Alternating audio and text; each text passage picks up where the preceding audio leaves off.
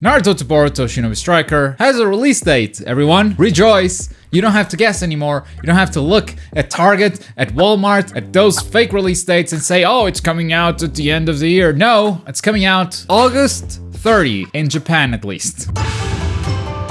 We still don't have a release date for the Western market, but given how the game has been promoted roughly the same way in Japan and the US, I would say the release date for the West is gonna be around August 30, if it isn't in fact day and date with the Japanese release. This is a little bit sooner than I expected. I did make a prediction of like September to November, so I was one day off. At the same time, I did give a 3-month prediction, so it is sooner than I expected. And if I wasn't worried before, I am certainly worried now. In the back of my mind, I thought they still have time to release this game, they still have time to ramp up the marketing, and the marketing has ramped up. If you go look at Bandai Namco's American Twitter, they have been tweeting about this game a lot more often than they were like 2 months ago. So they are promoting, which meant, yeah, they're working up to something, either another beta or just a release date in general. And there is another beta coming out at the end of July, early August. I just didn't expect that beta to be so close to release. And here's why. I think this game looks a little thin on content so far. That's maybe one of the main reasons why I expected it to come out later in the year. It's because I thought they had plenty left to announce. As it stands right now, we have 3 game modes, we have 4 maps, and that's it for PvP, which is supposed to be the main component of this game. Outside of that, you have the co-op missions in which you're gonna defeat several bosses. I believe we've seen 4 of those co-op missions so far. And then outside of that, we have the characters, the full roster of 24 characters, which hasn't been fully announced yet. Now, there will be more announcements between now and the full release of the game, obviously, but there is too much left to announce. Like, let's say there are more maps for you to play around in.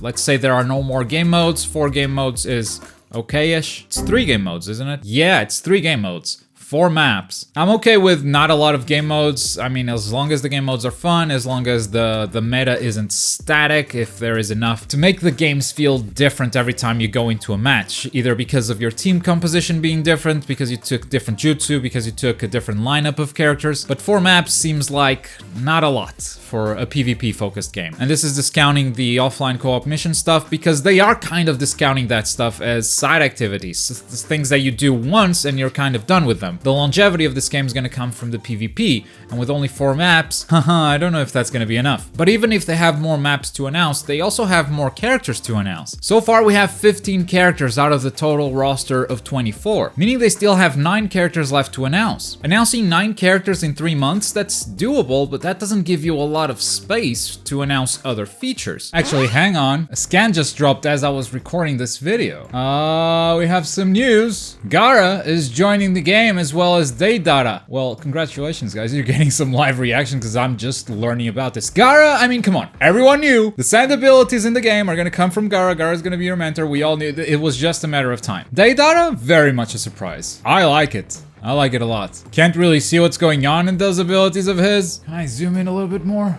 I don't know. It's just an explosion. It's an explosion. It's like an explosion of I don't know what else I expected from Deidara, to be honest. Okay, we'll break down these characters as we get some more abilities. So now we have 17 characters out of 24, so that's not as bad. And then on the right, is that a new map? Is that the Hidden Rain? It looks like a Hidden Rain and a new game mode as well. So this kind of just goes against everything I've been saying in this video. Well, lack of content, and they have a lot left to announce in a very short time, and then in 2 pages they drop 2 characters, a game mode and a map. What? Oh, this is fantastic. The game mode seems to be a King of the Hill sort of deal, or maybe a capture point. Like you can see the UI has 3 capture points, A, B, C, so I'm guessing there will be 3 capture points in the map at all times, and you fight for control of the 3 at the same time, and while you have some captured, you fill that bar. All right, let's look at the icons of the abilities. Is there anything new? Itachi, new icons, but I believe we already know what his abilities are. That substitution jutsu though, that's different. That's the crows, isn't it? Yeah, that's the crows substitution. Oh, I'm glad that's making it into the game. Awesome. I wonder what what the advantage of equipping that over other substitution jutsu is. Alright, I'm not as concerned anymore. August 30, it's close, and there will be new announcements in the open beta. At least I hope there will. I mean, there's still plenty of characters left to announce. The map size is starting to look like something a bit more complete. As far as game modes go, you know, I was not complaining about the number of game modes. I think 3 game modes is already a lot for a multiplayer game, and if the player count isn't too big, having too many game modes will spread the community, and in the end, you won't have enough players to matchmake. On the other hand, if you can't choose which game you're gonna play, if all you can do is go into quick match, and then it just gives you a random game mode for you to play, then the player pool is all together. And in that case, variety is really, really good. 4 game modes, 5 maps, 17 characters, that's what we have so far. We're getting pretty close to the complete package. I would love to hear you guys' thoughts on what do you think? Is this enough? Is this enough content for the game? Is this enough to justify its full price? Remember, this is a PvP-centered game. Multiplayer is what's gonna keep it going for a long time, so is 4 game modes and 5 maps enough for you? Or is this still like